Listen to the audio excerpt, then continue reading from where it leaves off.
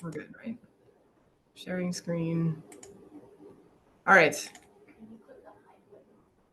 Click the what? The hide button. Oh, yes, thank you. I forgot to do that last time, I noticed.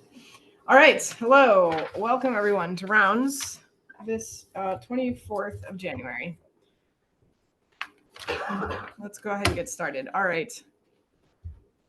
The first case that I will present today is an 8-month-old Pembroke Welsh Corgi male. We got the right eye. The history we got included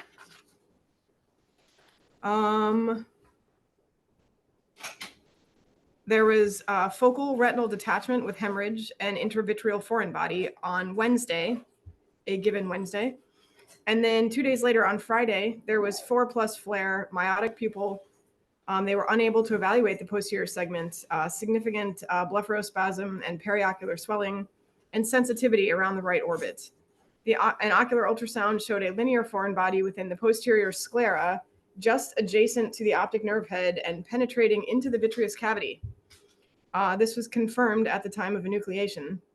They noted a small rent in the ventral orbital fascia with a slightly prolapsed zygomatic gland. And let's see here. They also found an entry point in the mouth just caudal to the last molars. So they submitted the globe to us, plus some adnexal tissue. And so here is what the globe looked like when I hemisected it. So they didn't say exactly where adjacent to the optic nerve head the foreign body was noted, so like ventral, dorsal, or medial, or temporal, or whatever.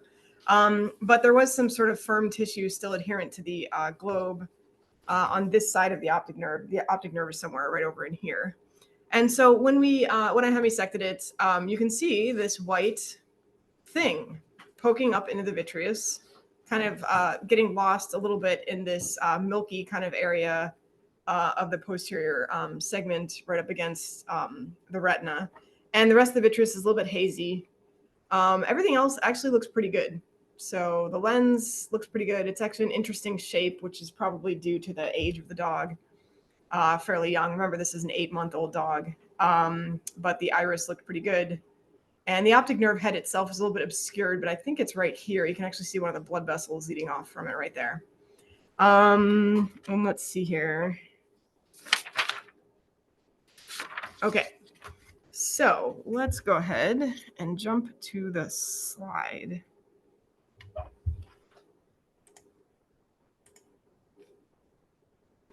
Wait, I want this. Somebody left the arrow on. All right. Okay, so we like to start at this, low mag, this kind of subgross view, so you can get to see more of the eye at once. So this is the back of the eye. So here's the retina. It's kind of wrinkled right in here. This is actually the optic nerve head, but we haven't quite sectioned through where it exits the eye and the optic nerve yet. And as we look around, there's something happening in the vitreous right here, which perhaps corresponds to that linear foreign body that we saw in the gross photo. There's also some some basophilia in the extraocular or orbital tissues behind the globe here. So that might be some cellular infiltrate. And as we look at the rest of the eye, it's actually pretty unremarkable. The lens was not sampled in this initial section. I think we told the histology lab to get a superficial section and then stop. So I got multiple deeper sections, but this is just as good as any of them to get started on.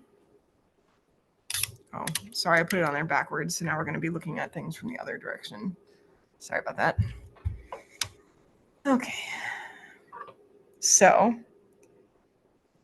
oh wait, no, I'm okay. Never mind. Wow, it's morning. All right. So here we are at the back of the eye. This is the sclera. Here's the choroid. Here's the retina that's kind of detached and a little bit wrinkled. And then here's the orbital tissue that's a little bit hypercellular. So there's an infiltrate there. And then here's that object that we noted. So obviously we're not catching it in its full length in this section, but we'll just go ahead and jump right in there. I know Jamie presented one of these a couple weeks ago, but they're always just so satisfying. And this one was cool because it's so rare to actually see them in the eye, because usually the eye is like completely full of pus and we just can't see anything when we cut them.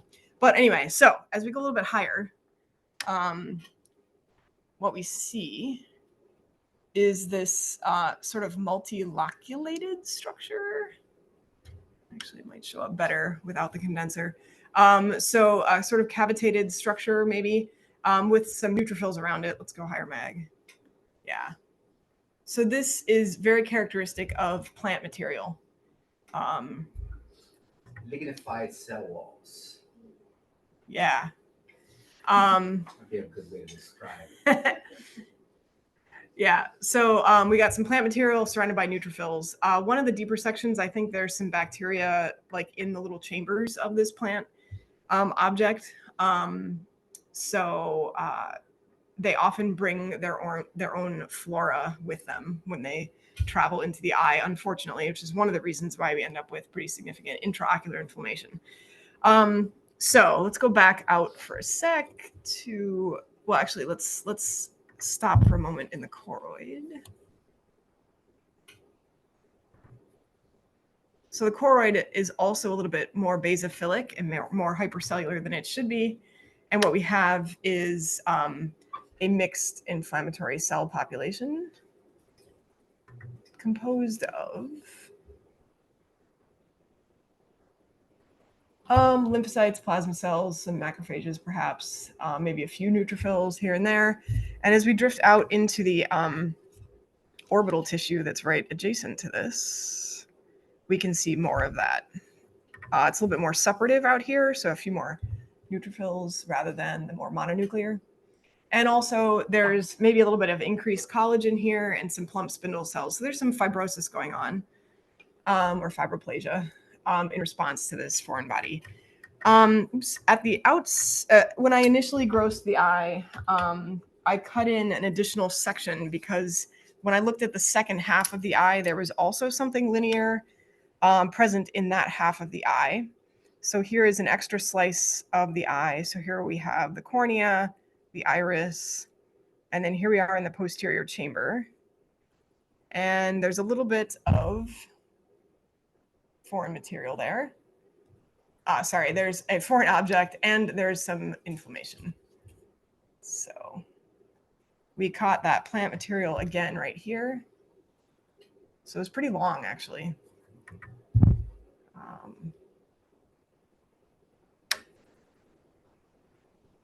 This is the one I think where the bacteria are.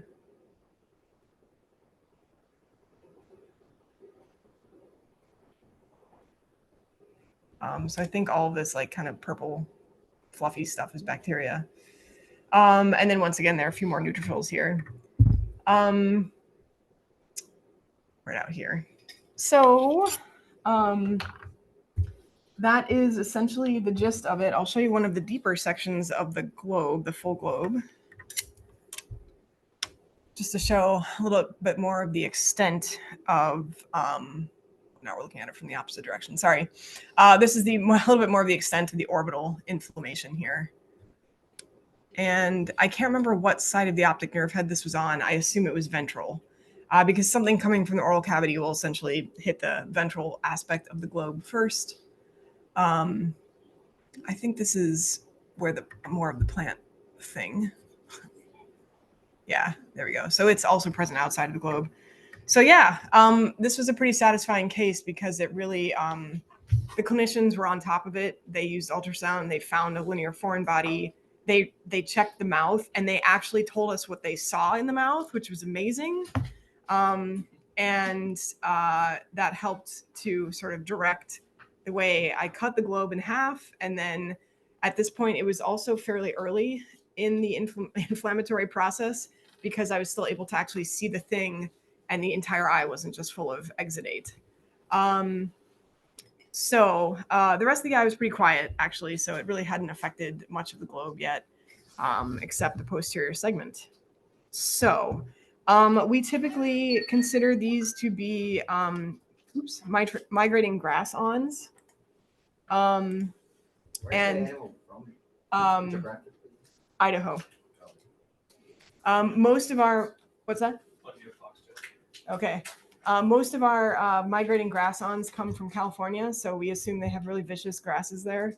But they can happen all over the place, really. Anyway, so here are the most important diagnoses of this case. So posterior scleral defect with intrascleral and intraocular plant foreign body containing bacteria, presumed migrating grass-on, lymphoplasmacytic, histiocytic, and neutrophilic orbital cellulitis with fibrosis, and then a fairly mild fibrinosuppurative endophthalmitis. So yeah, we assume dogs are kind of running through the grasses with their little mouths open. Unfortunately, pick up some grass seeds at certain times of the year that work their way into the oral mucosa. They can also work their way right through body walls. Yeah. So it's not just the oral cavity that can be affected.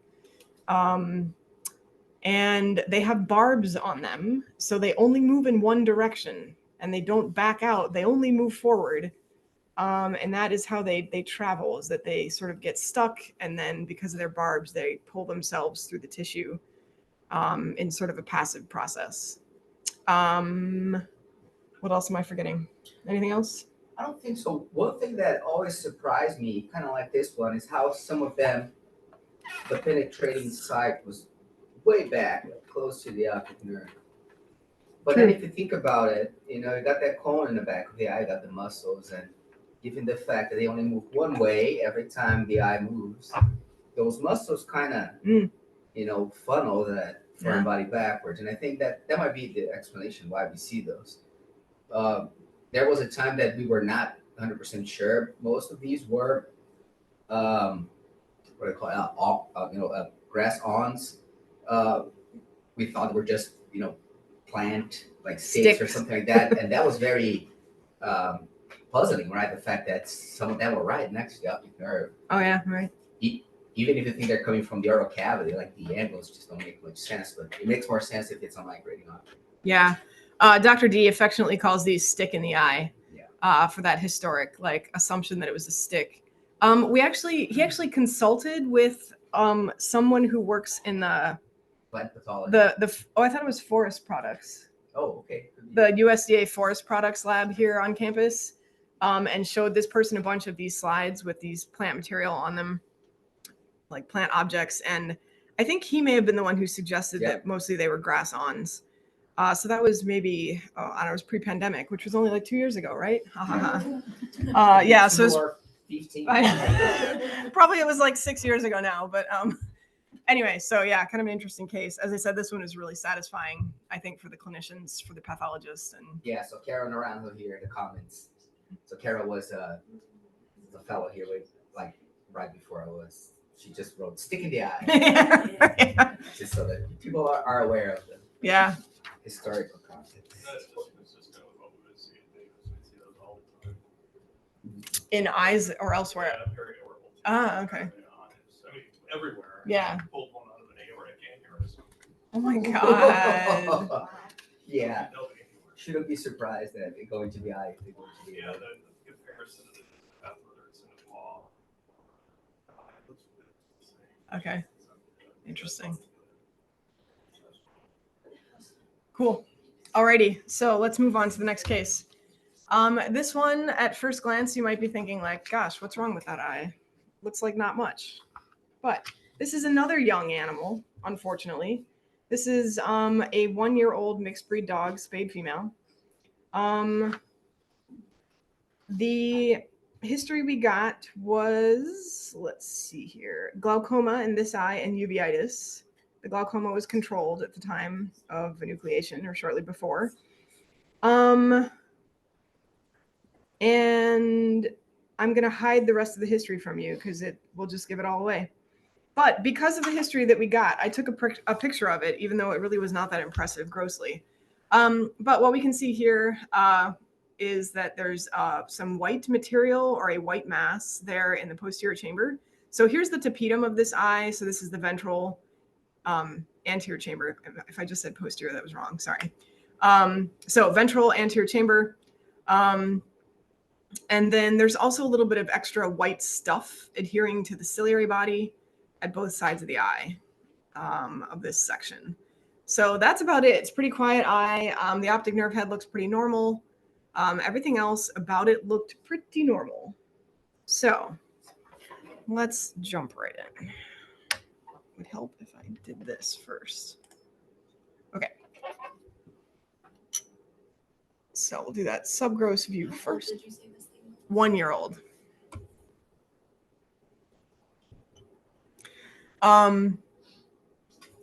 So here is that material that was in the anterior chamber. There's also a bit of a pre-iridoral membrane of cells of sorts. When we look at the ciliary body, maybe it's hard to tell at this mag, I fully appreciate that, but there's some extra stuff sticking to that ciliary body surface. The same is true over here. So right where the arrow is right there, there's a membrane causing peripheral anterior synechia. So we have an answer for why this eye was glaucomatous or had a high IOP. Once again, there's some extra stuff on the surface of the ciliary body. And when we go back to our extra gonio slice, our extra slice that we sneak into the cassettes, that stuff on the ciliary body is a lot more apparent. So we're going to sort of dive into that area right there. So right now at this mag, we say there's some sort of cellular population that is adhering to ocular surfaces.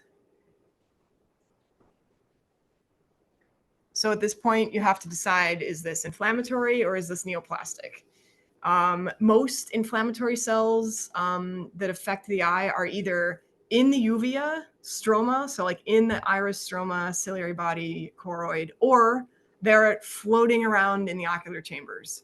So this is neither in the uveal stroma, nor is it floating around in the ocular chambers. So that means that it's probably less likely to be inflammatory. So as we get higher mag, we have a pretty dense cell population here. It is not forming any structures in this collection of cells. And as we get a little bit higher, the cells maybe look a little bit round with some fairly distinct cell borders, meaning they're discrete cells, which is good for a round cell population. Also, we have a number of mitotic figures just in this field alone. There is some mild variation in cell and nuclear size. Most of them have a really prominent kind of magenta nucleolus. Some of them have 2. I think that one might have 2. Perhaps some of them are binucleate. So we have we have a population that's fairly monomorphic. It's a round cell population, but it does show some features of atypia, so a little bit of cellular and nuclear size variation. So this would be somewhat puzzling given the age of the animal, because this is a neoplastic population. And generally speaking, neoplasia is less common in younger animals. Of the types of neoplasia that will affect younger animals, lymphoma is a possibility. However, this dog came with a history of having been treated for a transmissible venereal tumor with, I can't remember, vincristine. Yeah, vincristine. And they noted that the dog was in remission. So presumably whatever tumors were visible had shrunken and gone away. But sadly, that history is most suggestive. This is a transmissible venereal tumor that has metastasized to the eye. The features that really support this being a metastatic tumor, like if I didn't tell you the history and if I didn't know it either, is that carpeting behavior. So when we see metastatic tumors in Coplow to the eye, they tend to carpet uveal surfaces. And that is exactly what this population did.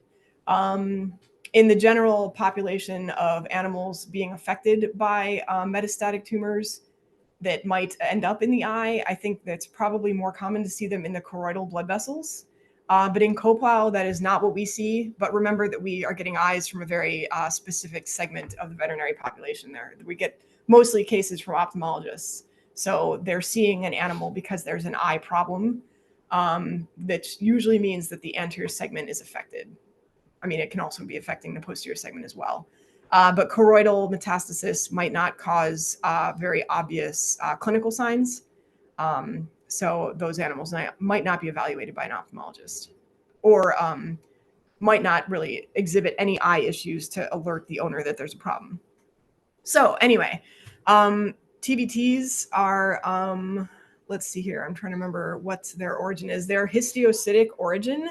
They are this sort of ancient transmissible neoplasm, which is really unique and weird. It's been present for thousands of years, like something like 10,000 years. Yeah, I can't remember. It's supposed to be the oldest living cell line. Yeah. And you read some papers and they put some questions, which makes sense, right? Is this a tumor, a unicellular organism at this point? Because it's being transmitted, through species. Well, mostly dogs, but it has its own genome now because there's a different genome in terms of numbers of chromosomes from the dog. So is this still a tumor? So it's fun to think about it. Yeah.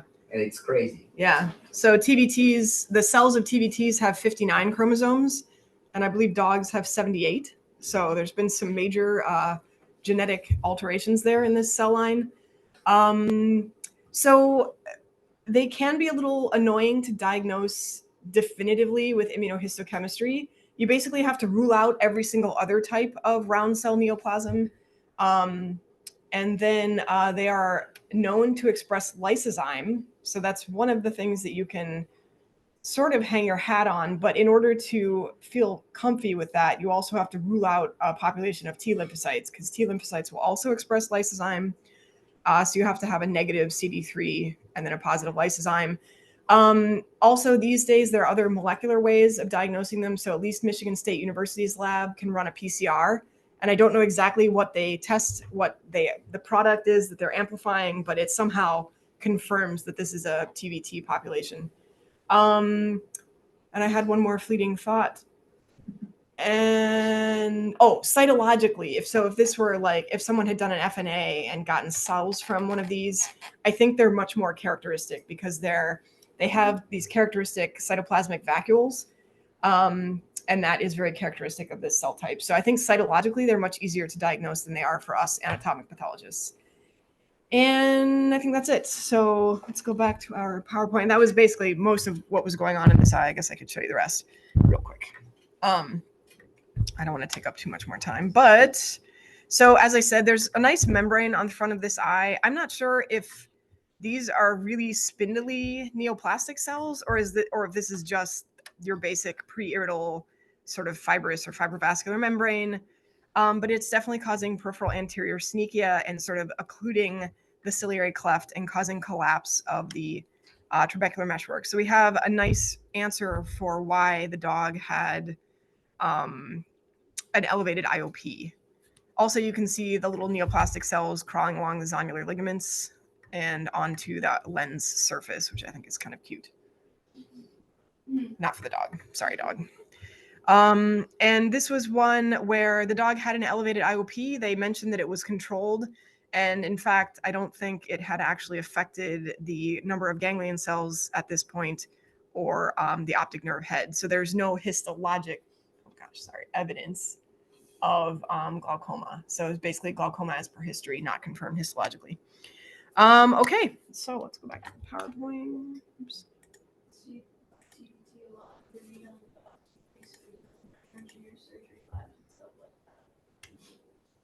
Yeah. It's. Actually had it, and it was like. Oh. Yeah. So she had to go in like every couple months to get like the actual treatment. Oh wow. And then they also teach us in school that, right, in cytology, you see the vacuoles in the round cells. Yeah, cool. Yeah, they're pretty rare in this country. I don't have any more history of this dog. We've definitely had them in the eyes in the past from dogs that were from other countries. I think one may have been from Egypt, actually. Yeah. But yeah, so. In Brazil, like if you went to vet school in Brazil, you know how to diagnose a TVT by the second week. Yeah. They basically tell you just like before we actually like went into the OR for our spacing just to check and like express the fluid and also look inside the vulva as well as the space. And if there was at all any sort of masses or anything, then we just automatically like put them on. Cool. right. Okay. So I have a quick pair of cases for you today. This is a fairly rare diagnosis in the eye, but we had like a series of like 3 cases sort of really close together this week. So there you go. It's Coplow rare. So this case is that of a 6-year-old neutered male Labrador retriever. They describe a large ventral uveal mass causing anterior displacement of the iris with associated dyschorrhea, hyphema, and uveitis. They specify that this dog had no appreciable lymphadenopathy. On the gross image hemisighted view, we can see that ventral uveal mass, which is affecting possibly the posterior iris here. It's certainly the ciliary body, and then it kind of goes into the posterior chamber and sort of wraps around or cradles the lens. And this mass is sort of tan to red. So let's switch to histology. That is already full screen. Okay.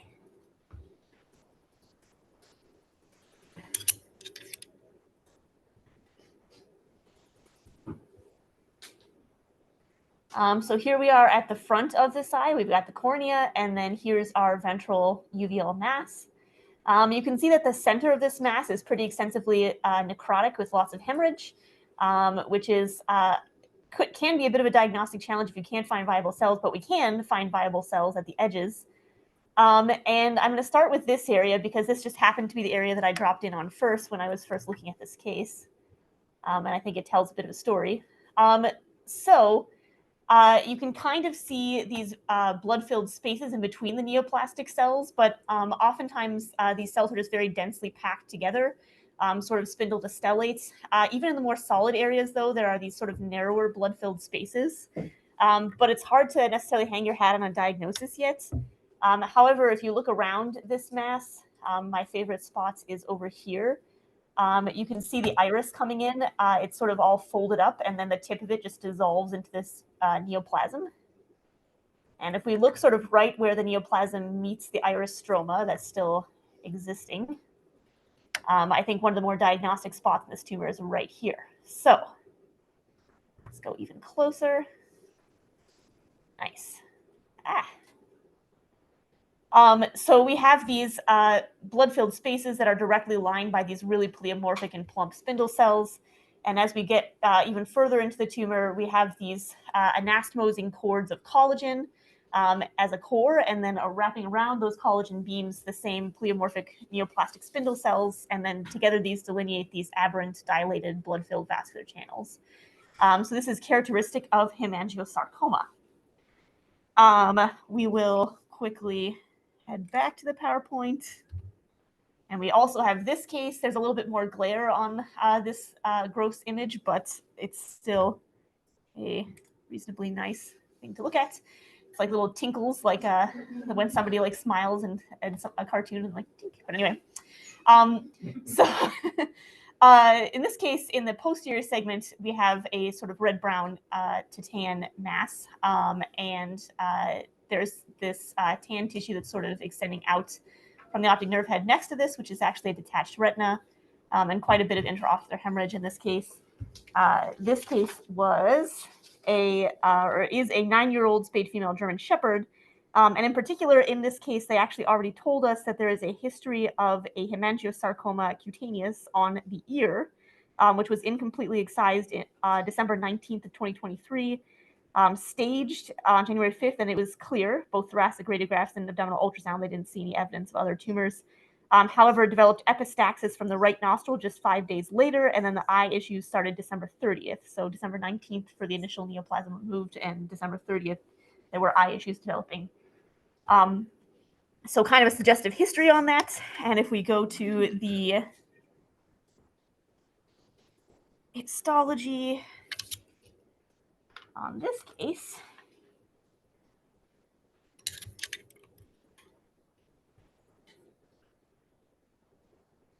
go. Let's orient everybody. In this case, the cornea and the anterior chamber is up here. But as we walk back towards where that mass was histologically, we see lots of purple We see those same dilated and aberrant vascular channels. In this case, there are still kind of collagen cords in the middle of some of these, but oftentimes neoplastic cells are basically just making solid regions of intersecting spindle cells. Center of the tumor kind of artifactually dropped out, but it's still a very diagnostic section. In this case, you can see that it's infiltrating the choroid and even kind of the suprachoroidal space. You can actually see the remaining choroid kind of bending back on itself and then just dissolving into the neoplasm here as this neoplastic, as the neoplastic cells sort of dissect into the suprachoroidal space and into the choroid. And the neoplasm is actually even kind of infiltrating the central retina and maybe like extending towards the optic nerve, but the optic nerve itself is clear. You can see the retina, here we go, coming up here. But if you drop in on it closer, it's pretty extensively necrotic and certainly completely detached. So you can kind of make out the outlines of where the cells are, but they're starting to get quite pycnotic, and the retina itself is chock-a-block with necrotic debris. And then the actual neoplastic cells. Let's look at those closer before we move on. This one is kind of even more aggressive looking than the first one we looked at, with these plump and rather pleomorphic spindle cells and a fairly high mitotic rate in this case. So we have a pair of intraocular or uveal hemangiosarcomas. When you get a hemangiosarcoma in the eye, it's kind of assumed that the more likely origin is somewhere else in the body, that it's most likely metastatic to the eye. Theoretically, a primary intraocular neoplasm is possible, but definitely it's a tumor that you want to check the rest of the animal if you find it inside the eye. It's a fairly uncommon diagnosis. And I will say, so we were talking just now with Gillian's TVT case about the typical features suggestive of a metastatic disease to the eye histologically, and they are the carpeting of the uveal surfaces, as well as common vascular invasions. So you see the cells inside vascular lumens very frequently, and also that what can kind of suggestive is like a multifocal distribution in the uvea, rather than sort of like a single mass effect. All of these are kind of suggestive or supportive, and you don't necessarily need them to see a metastatic tumor, or but they're supportive. Regardless of that, all that though, I think if you see a hemangiosarcoma inside the eye, worry about it having a primary source somewhere else, or there being other tumors somewhere else, essentially. So that's metastatic, presumed metastatic intraocular hemangiosarcoma in 2 dogs. Are you going to subtyping in the eyes? No, we have not been. So yeah, subtyping like the capillary patterns or the telangiectatic patterns or whatnot, but I assume is what you mean, but no, we don't. Okay, or at least I don't, do we? What? Have No. I not been? Okay, good. No. Just checking. No known prognostic benefit. We'll put it like that. Okay. Yes. Well, then you do it, but we do it anyway. Yeah. I don't know. Okay. Next case. So, or cavernous. I think I said anyway. Doesn't matter. The subtypes of hemangiosarcoma. The next case is a cat. 14-year, 9-month-old spayed female Scottish fold cat. Yeah, very cute with the little ears. So in this case, we have the right eye and a straightforward gross and clinical diagnosis of a pigmented limbal mass. So we have this lovely gross photo taken by Jamie, which shows this pigmented mass at the limbus. It's sort of extending into the peripheral cornea. And the cornea sort of just adjacent to where the mass is extending in is a little bit cloudy. And then sort of this pigmented bulge at the limbus here on the other side as well. And then on the hemisected view, the eye is pretty okay, except for this mass, which you can see the corneal extension, the limbal bits, and even maybe a little bit spilling into the ciliary body. And boop.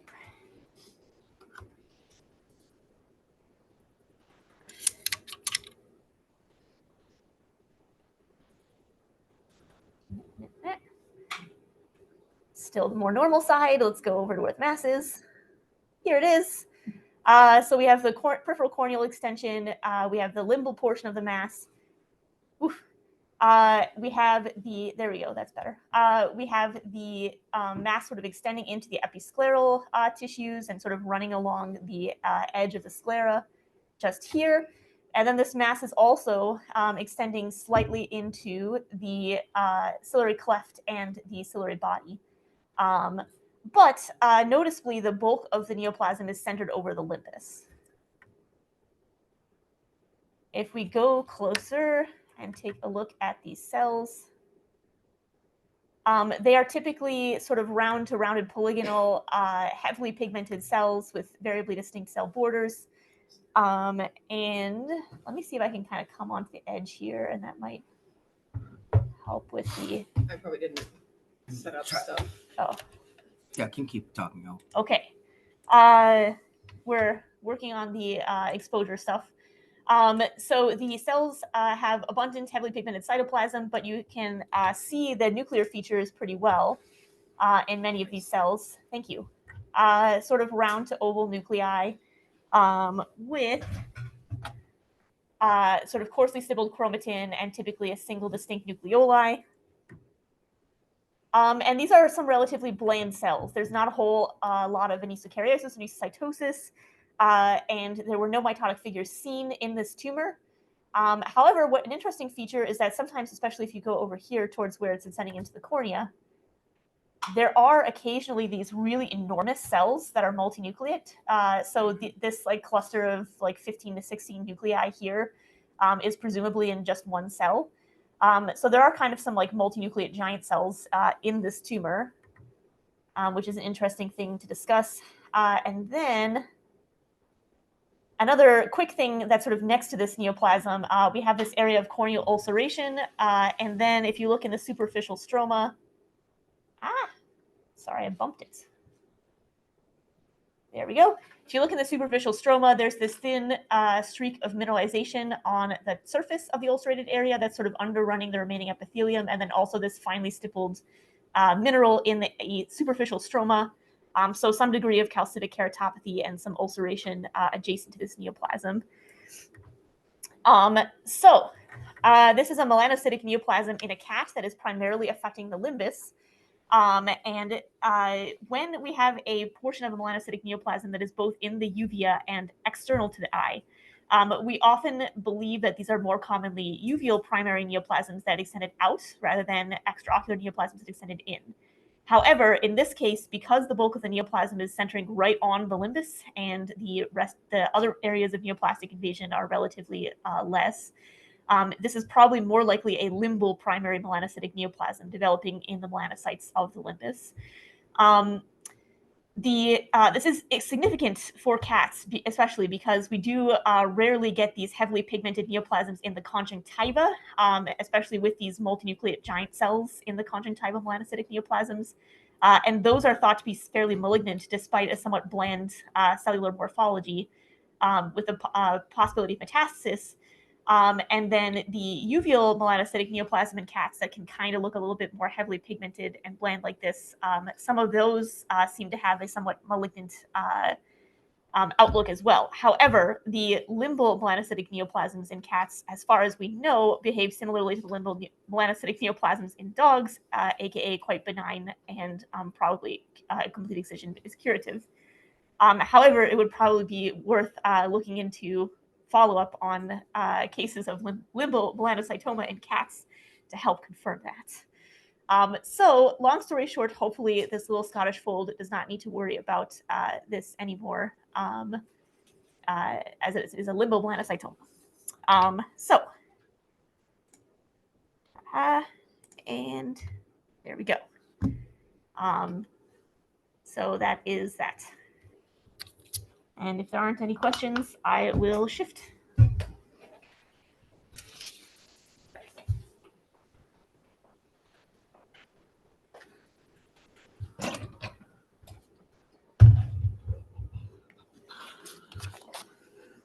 All right. I too kind of have a couple of similar cases that I was going to go over today.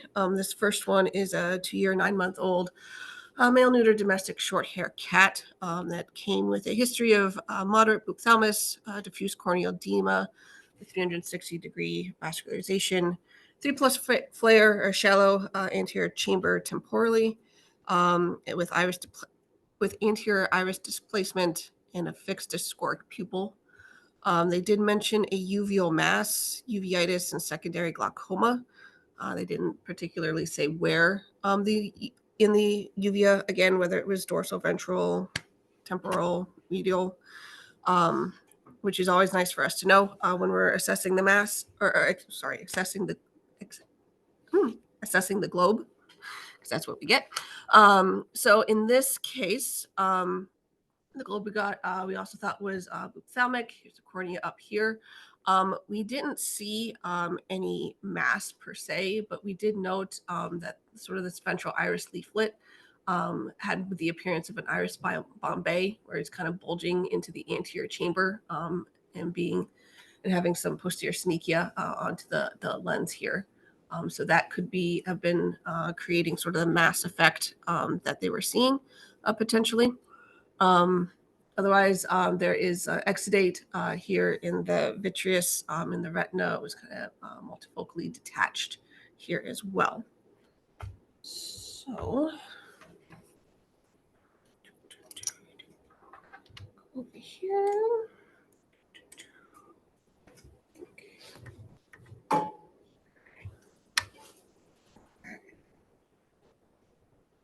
Why is that so off? Okay. Try another. Yep, there you go. Okay. All right. Do it on the 4X and not the okay. So again, cornea. There. Try to focus it. The At least in the center of the-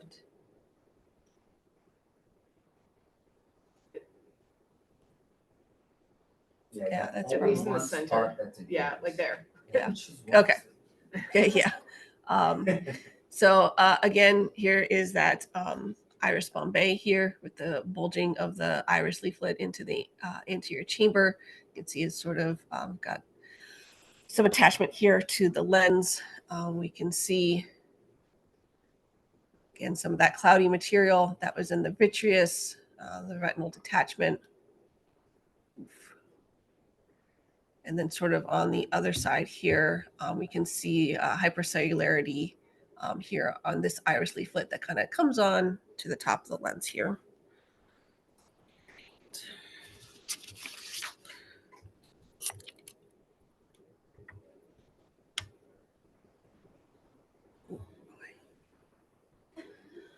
All right, so I'll head up here to the front here. So here is our lens and our iris. And again, you can see that there's a hypercellularity here, kind of on the back of the iris and coming up around the lens.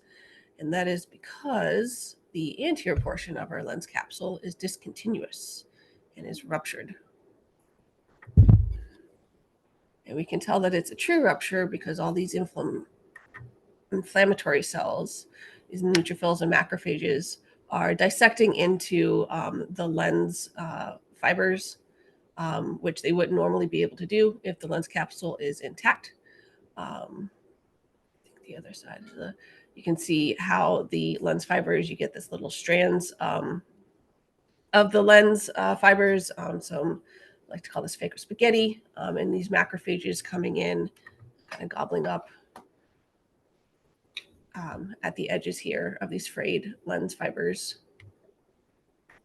And here's another some nice fraying to this lens capsule here and kind of the infiltration of the inflammation into the lens capsule itself. So we have lens capsule rupture and a nice inflammatory infiltrate, phakitis. And if we come around towards the back of the eye, we can see some liquefaction and some more ganglion globules, some cataractous degeneration of the lens fibers, and following around and kind of away deeper to the inflammation off by itself are these little colonies of cocci or coccobacilli here, deep in the lens itself. So something penetrated the eye here. Again, here, if I can focus for you, is the iris with the synechiation back here and the bowing out. It's kind of thin. It's got a lot of pressure on it. It's inflamed as well. A little fibrovascular membrane on the top. Did you mention iris boundary, Jen? Yes. Okay, thanks. Yep. Sorry, zoomed out. That's okay.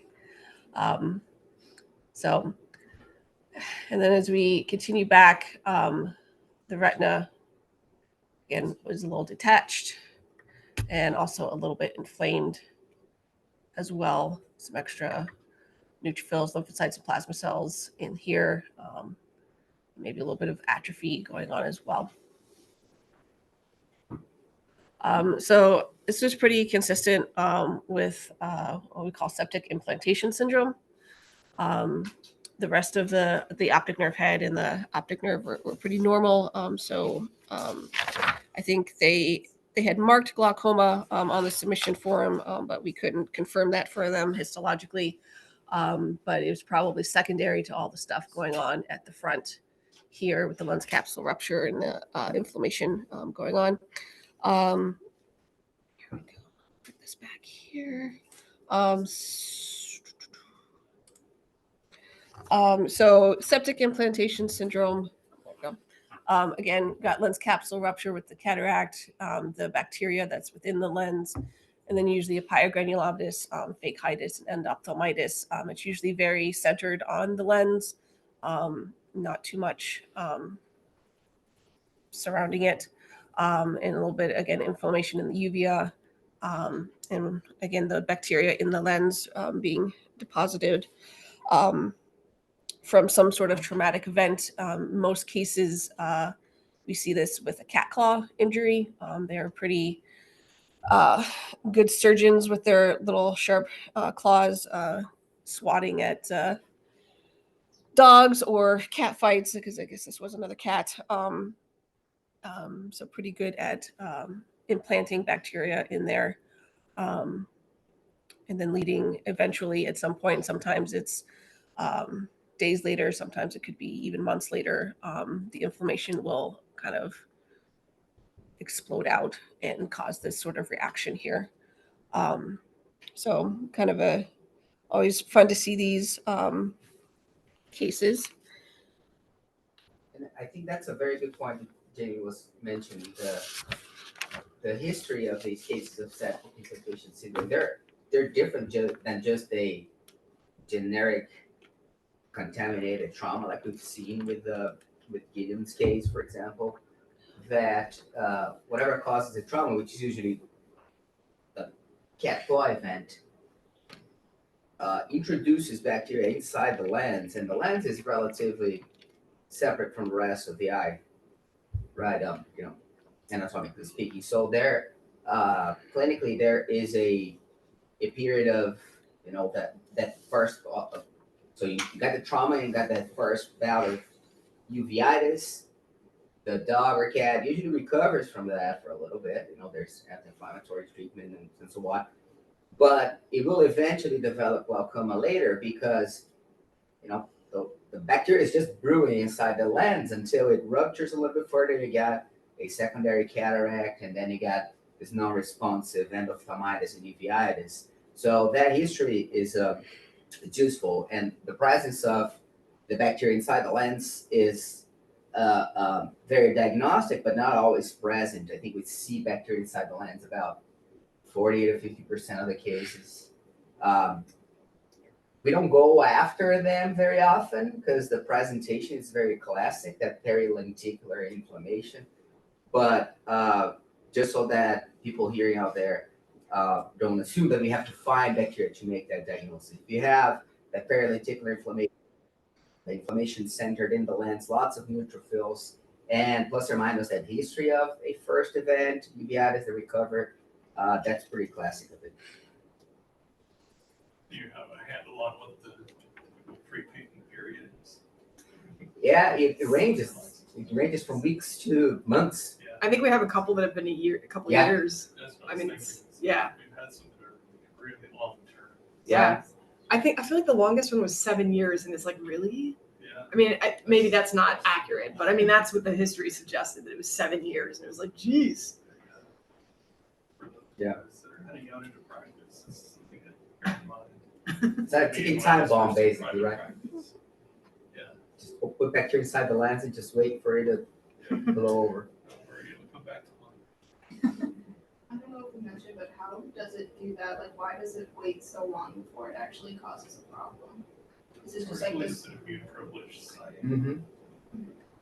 Yeah, the bacteria is protected from the rest of the eye from, because of the lens cap, so the lens itself, it gets deeply embedded in the lens. It stays there for a little bit. If there's not a big rent in the lens cap, then there's no contact, and the immune privilege of the eye sort of So the lens kind of holds like things together. protects it. Yeah. That's And a kind lot of of the cool. inflammation is targeted bacteria. It's targeting So it kind of gets- it's not something that the immune system is challenged with thymic education. So we don't eliminate any self-reactive lymphocytes against it. So you have to have a process of getting lymphocytes activated to that. So it's a foreign protein to begin with to get an immune response with neutrophils and macrophages. Then it gets presented, and then you get the old disaster. What's it? It takes time. 7 years. It's like half castle. Got the next one, please? Okay. So, so sort of in the similar lines of things. So this was a 3-year-old neutered ex-terrier is how it was listed. It was a previous terrier at one point. I assume they just meant terrier mix. Left the clan. Left the clan. So this is the left eye that presented with mild blepharodema and third eyelid hyperemia with moderate to severe conjunctival and ecboscleral hyperemia and moderate chemosis. And they noted that there was an area of what they called dense granulation tissue and white yellow infiltrates at the ventronasal, perilimbal, and paraxial cornea with a dark pinpoint structure in the center of this area. So a very nice description. Those of you joining us online can't see it, but they also included a drawing on our submission form of exactly where it was that we needed to look, which was very nice. They suspected endophthalmitis and a foreign body. I think they were able to see hypopyon and such, and not much else. So this is the front view of the eye, and this is that focus that they were talking about. It was kind of a little red tan here, and then on the hemisection of the globe, you can see this kind of outpouching here right at the limbus.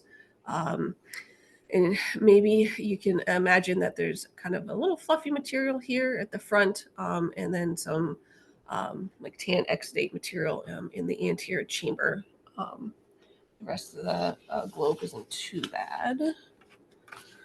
So let's take a look at this one.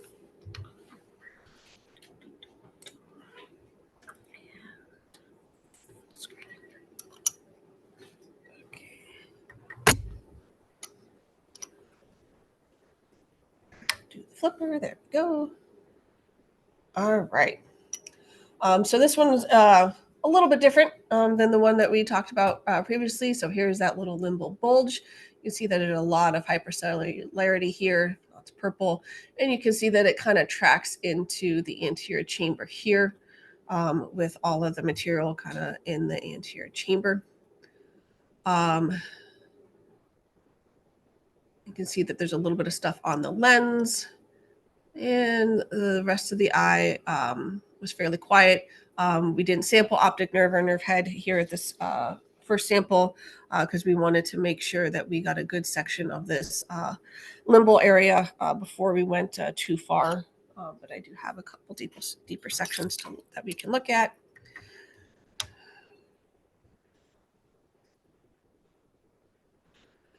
So again, here is this nice hypercellular area that is tracking into the anterior chamber. You can follow Descemet's membrane along and then it stops. And then you can pick it up on the other side. So we have some sort of a draining tract filled with lots of fibrin, neutrophils, some macrophages here. So here's the end of Descemet's membrane, kind of curled and a little undulant. And then all of this stuff tracking into, here's the other side over here, tracking into the anterior chamber. Got inflammation on the iris, kind of surrounding here. Let's see. And so in this first section, we were very suspicious that the lens capsule here was ruptured as well, because again, there is inflammation dissecting into the lens fibers here, all these neutrophils and macrophages. And leave towards the back of the eye, again, where we've got some cataractish change here. We've got bacteria as well. These ones were looking a little bit more bacillus, which is a probably less common morphology of the bacteria that we see in the lens, but depending on what is puncturing the lens, might bring in different stuff. So we did go deeper into the globe, trying to see if we could find that foreign body for them.